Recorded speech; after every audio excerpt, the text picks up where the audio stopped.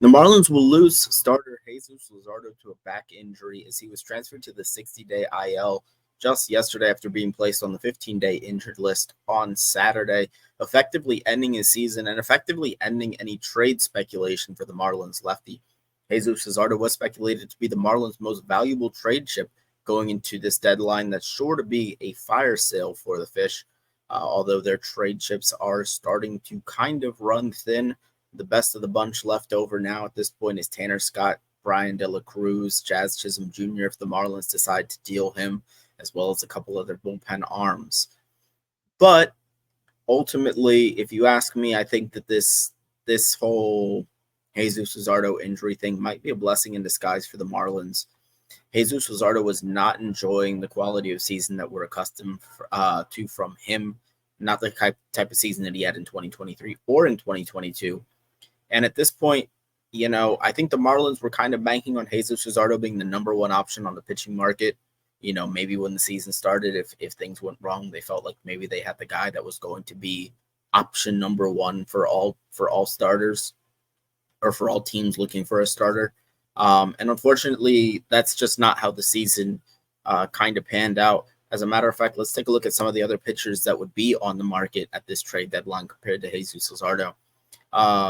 As you can see here, you've got guys like Garrett Crochet, who's just had a much better season and has the same amount of control as Jesus Luzardo. So if a team wants a guy going forward that they're going to have control over, his value is going to be skyrocketing. And then you have Jack Flaherty for a contender that maybe they want a guy just for this year that's more of a rental.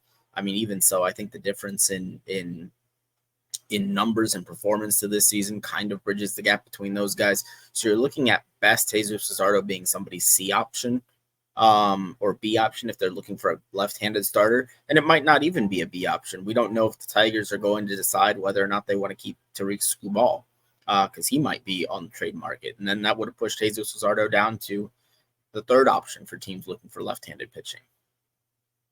So I think that the Marlins are wise to kind of wait this out, be patient with it. Ultimately, you're looking at a season from hell for the Marlins to this point. Over 50 losses in through the month of June. Not even a lot to trade at this point. Like I said, you have Jazz getting hot. They're going to eat Josh Bell's money to deal him, although I can't imagine he's going to get a substantial return. Tanner Scott is their best trade chip going forward, but it might be wise to just hold on to a couple of these guys. Perhaps the Luzardo and wait until the dust settles and get into the offseason when he might be the number one pitcher on the market at that time. So I think that the Marlins are making the right call here, waiting this one out and kind of allowing the market to do what it's going to do. Jesus Luzardo, probably not as valuable as they had hoped he would be going into the season, especially considering the quality pitchers that are on the market. So I think that ultimately, this is probably a blessing in disguise for the Marlins to this point, that Jesus Luzardo was going to be unavailable in trades until the offseason. Let Skubal get moved if he's going to get moved. Let Flaherty get moved. Let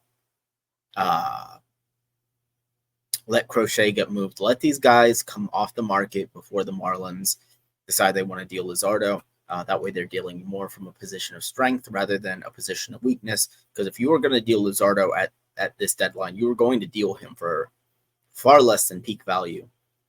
Even though he does have years remaining in terms of team control, the fact of the matter is he just was not going to be worth what he could have been worth even last offseason. So I think you kind of regroup and reevaluate, maybe get better offers in the offseason for Luzardo. But that's going to be up for this Take 5. Thank you guys, and I will see you next time. Bye-bye.